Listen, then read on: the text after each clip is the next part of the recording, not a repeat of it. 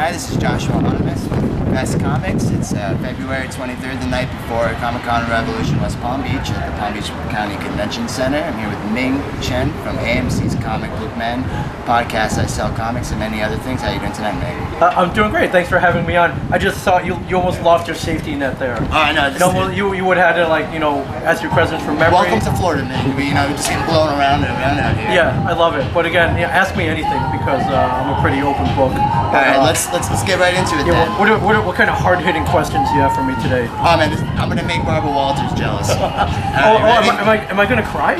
I don't know. We'll try, if we can get deep like that, we'll get a lot of clicks, and it'll work out for both of us. What do you think? Let's get pretty emotional tonight. All right. I mean, I love pop culture. I love comics. I could cry just out of pure joy and fandom. Yes. Well, I think that's why we're both here. Tomorrow's a big day. I guess it's an inaugural show for the Comic-Con Revolution West Palm Beach edition. And so tomorrow we'll be doing a spotlight with Ming Chen, his own panel, and then we'll also be doing the cosplay at the end of the night. I believe at 7, right? I believe it starts at 6 and goes on for about an hour. I'm hosting the cosplay contest. This is I've become like Drew Carey or Billy Crystal of the comic book world. Like I just host everything. Steve Martin. I'm like Steve Martin in Saturday Night Live. I mean, come on, it's got to feel pretty good to be the guy that gets to judge how everyone else looks for the rest of the show. Just like kind of kick back and have the spotlight on it, no less. It's a tough job. No, the spotlight will be on the cosplayers, so no one, I'll be moving things along, but no one's gonna be looking at me. So. Absolutely. Well, I'm gonna jump right into a couple questions. As far as since we're talking about the Comic-Con, so there we go. Being a comic collector, is there a key book that you had that you could just not get rid of? It doesn't mean it's monetary value, it could be any value to Ming Chen. What book is that? There's one, let's see, I think it's probably, not super old, came out in the early 80s, Avengers number 214. And you're like, wow, that's kind of a random issue, right? First comic I ever got. I was 6 years old, I was in school, some kid gave it to me. We became good friends, but... The Ghost Rider issue, right? Yeah, exactly. That's impressive. On the cover is a picture of Ghost Rider taking down Iron Man. In the background is Captain America and Tigra going, oh my god, like, what's going on? And seeing that as a 6-year-old in the early 80s, mind-blowing. I'd never seen anything like that before. Everyone's got that memory, when they go to the rack at like the drugstore and they had that first comic. Mine would probably be the Jim Lee X-Men number 1. That was like the moment the comic broke. Maybe kind of fell too at the same time, a little bit of both, but for me it's where comics really broke. That was on that age. Yeah, but in 1980, and I'd never seen anything like this before. I'm like, what is this? What is this? What is this? So I flipped through it, I read it cover to cover. I fell madly in love with it. I saw the dude in the red, white, and blue with the shield, a beautiful woman in tiger stripes and fur. Might have been my first crush ever, Tigra from the Avengers. But just that cover of this guy with the flaming skull taking down a guy in a suit of gold and red armor, it's mind blowing as a kid. So the plot was awesome. I fell in love with like the Hubba Bubba and the Hostess Fruit Pie ads and all the ads for like the X-ray glasses, like everything about that comic book. I totally fell in love with, and that just started off my comic book journey. I still have that issue. Yeah, and that reminds me, we need like a book of some sort where they collect all the ads from like the 70s and 80s titles, and just like make one large book to just skim through, like as part of history, because some of those are just so wacky. The next question I have for you, you've been with the Stash for how many years now? I've been working with Kevin for 22 years. Stash has been open for 21. So my employment actually predates the Stash. Wow. Well, my question was, you now going on your you're into your 7th season, of Comicbookmen. You're about to enter your second half. It begins this Sunday, by the way. Tune in, AMC. I believe it's at 10 p.m. or midnight. Midnight. Oh, I'm sorry. It's after following Walking Dead. Yes. Right? Okay. So yeah, you're coming back with the second half. You had the opportunity to do this as a reality show. What do you guys think has kept you the longevity for something like as simple as a profession of being a comic book guy, like in The Simpsons? What makes you guys different? What do you think has made your longevity? At first it was baffling because Kevin, when I first heard that they were doing the show, Kevin calls me and was like, hey, they're gonna do a reality show at the Stash. I'm like, great, that's a cool backdrop. It's your store. I think it'd be really interesting. He's like, no, no, no. They want you guys on the show. It's going to be a reality show. And I was like, hold on. How much weed did you smoke today? And what strain? Because I want some of it. I'm like, what are you talking about? It's like, yeah, you know, at AMC, the Walking Dead station, they want to do a reality show at the stash. They want you, Walt, Brian, and Mike to be on it. And I'm like, we're middle-aged. We're not pretty by any means. And we don't have anything interesting to say. He's like, no, this is gonna be great. They want it to be about comic books. You guys know about comic books. This will be great. And you know, so we shot a pilot episode. AMC saw it. They loved it. They're like, great, we're good. We love you guys. We want to make 6 of these for the first season. What the hell's going on? It's crazy. I mean, you guys got pretty lucky. You got to meet. I love to meet George Perez did the piece for I believe Mike Zapsik, yes. When the house flood. Yep. I mean, you guys have just done incredible things. The list actually goes on, and I can't imagine how many props and memorabilia and things you guys have had come through the door and all the stories. So with the first half of the season, I know you had Method Man. We had Robert Englund. We've had, I think, Brian Holland appears again this season. Yes. Who else can we look forward to seeing for the second half following the Sunday's premiere? We have Rosario Dawson, who you know spans the Marvel Netflix universe in all the properties.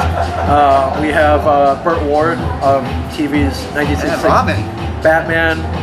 If you're a 70s kid, there was this old Saturday morning TV show called Shazam, and the guy who played Billy Batson was pretty much the only one that Walt Flanagan ever wanted on the show. One of the few guests that he asked for, and we got him to come down, and you know, we got to reminisce about Shazam. I don't know how many kids are gonna get that one, but I think for some of the 70s kids, like, we're gonna flip out. I imagine after 7 seasons, your audience is pretty big at this point, and going through all these conventions. And this is one of the questions that I wanted to ask you, because I believe, you know, you've been probably getting out to more conventions as a guest that's being invited out. Is there anybody that kind of just walked up to you who wanted to meet you, and you're like, wow, I should be, hey, like, you're the celebrity. Why are you going to meet me? There have been a couple. Yeah, it's mind-blowing when you hear other people are also a fan. The biggest one so far is Jeffrey Dean Morgan, who plays Negan from Walking Dead. He was at a Walking Dead convention I went to in Chicago, and I saw him. He was outside having a smoke, and I was a guest as well. So I was like, should I go say hi to him? It feels really weird, but I was like, you know what the hell? If he blows me off, big deal. But you know, at least I just want to say hi to him. I went up and I was all nervous. Hey, Mr. Dean Morgan, I'm a big fan of you. You're a great Negan. I read the comics. You know, I'm just fanboying out. He's like, Ming, what's up, man? What's going on? Yeah, man, I watch your show. Like, your show, I think your show's great. I'm sorry, I'm hearing it like Negan saying it right now. Yeah, and I'm like, what? He's like, yeah, man, I watch your show. And I'm like, all right, he's probably just saying that. You know, he's just being nice. Ming. Yeah, he's just saying that he watches the show. But he starts coming back with intimate, detailed facts about the show. He's like, yeah, man, that episode with the Karate Kid, man, I love that one, man. I love that he taught you how to wax on, wax off. That was a really great episode, man. And I was like, holy crap, this guy really does watch the show. Mind-blowing. And he proceeds to tell me, he's like, listen, I'm a fanboy just like you. I'm a fan. I watch this stuff. I love this stuff. Like, me playing Negan, I do it because I love it. And I'm a fan of comics and pop culture. I love going to cons. I was like, holy crap, this guy's awesome. That's like, awesome. Yeah, so I had to ask. I mean, that's something that I figured you probably would run into now. And as far as, this is a question I ask on all my InvestComics interviews. What shows are you binging right now? Is it? I would say Netflix, but Hulu, Netflix. I think Disney's coming out with one, and DC one. So many. What are you just binge watching right now on television? Yeah, I mean, I watch all the superhero shows. So it's Flash, Arrow, Agents of S.H.I.E.L.D., Supergirl, Legends of Tomorrow. Black Lightning is awesome if you haven't checked that out. So far, so all the superhero shows. I'm probably like most of America now. I don't watch TV when it comes out. I wait until a couple episodes build up, and then I knock them all out in one shot. And then all the Marvel Netflix shows I've been knocking out as well as they air. So those are And they give you a good amount of time between airing, so they do pretty good in that department. Yeah, those are pretty good. And then on the flip side, like not comic book related, but Curb Your Enthusiasm's back or coming back. Love it. So I've been going through and watching all 10 seasons again. Larry David. Which, I mean, that's the heart of comedy right there. Yeah, man, I tell everybody my favorite live action of all time is Seinfeld. Oh yeah.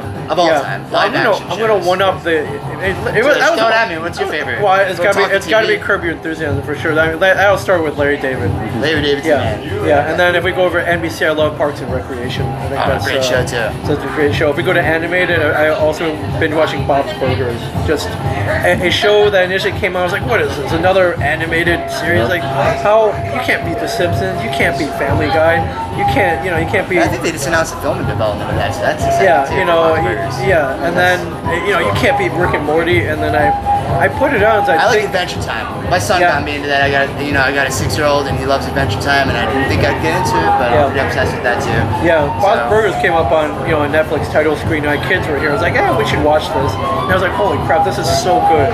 This is so Dude, I love funny. it. Yeah. Yeah. The girl from Bob's Burgers also does Last Man on Earth. Yes. The voice Yes. of Lois. Louise, there we go.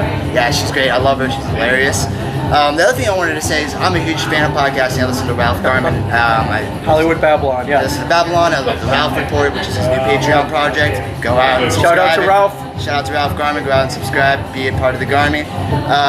You have 292 episodes in, I think, of IsellComics Yes. on the podcast. 7 seasons of comic book, man. Being involved with those things. Any other projects that you're doing that we can look out for? Yeah, I have a couple, oddly enough. So Mike Zapsik and I from Comicbookmen, we just opened up a podcast studio, which is basically a recording studio geared specifically for podcasters. So Mike and I, we do IsellComics. We do a show called The Ming and Mike Show. We're podcasting pretty much almost every day of the week. And if you guys aren't following these guys on social media, you should see their podcast studio is incredible. It looks like they're getting some big things going on over there. If you're following them, you know what I'm talking about. So is there anything else though, as far as any with the television? Or?